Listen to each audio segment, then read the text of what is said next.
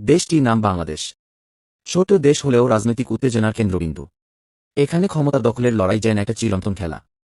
দেশের সবচেয়ে দ্রুত ও লোভী নেতা ইউনূস।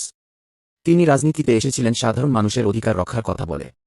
তার বক্তৃতায় আগুন ছিল, ছাত্রজনতা তার কথা শুনে উন্মাদ হয়ে উঠত। কিন্তু তিনি জানতেন, শাসক দল দুর্বল হয়ে পড়লে ইউনূস সুযোগ বুঝে ছাত্রদের মাঠে নামান।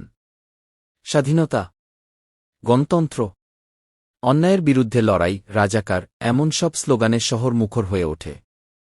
ইউনূস কৌশলে গুজব ছড়ান যে সরকার ছাত্রদের দমন করতে ভয়ঙ্কর পরিকল্পনা করছে।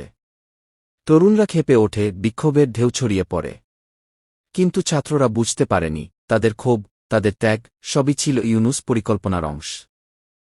একদিন ইউনূস কতিপয় তার পালিত ছাত্র, স্বাধীনতাবিরোধী এজেন্টদের দ্বারা ঘোষণা দিলেন, আমরা সরকার পতনের জন্য চূড়ান্ত লড়াইয়ে যাচ্ছি। হাজার হাজার ছাত্র যুবক রাস্তায় নেমে এল। পুলিশের সঙ্গে সংঘর্ষ বাধল। গুলি চলল, অনেকেই প্রাণ হারাল। শহর পরিণত হল মৃত্যুপুরীতে। আর ইউনূস? সে তখন সুরক্ষিত এক জায়গায় বসেছিল, পরিস্থিতি পর্যবেক্ষণ করছিল। যখন দেখল সরকার দুর্বল হয়ে পড়েছে, তখনই সে নিজেকে কি জনগণের ত্রাণকর্তা হিসেবে তুলে ধরে। তার অনুগত বাহিনী নিয়ে ক্ষমতা দখল করল।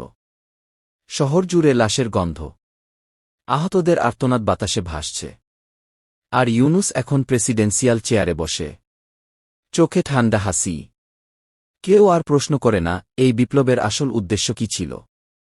ছাত্ররা মারা গেছে, জনগণ প্রতারিত হয়েছে। আর ইউনূস? সে এখন ক্ষমতার আসনে।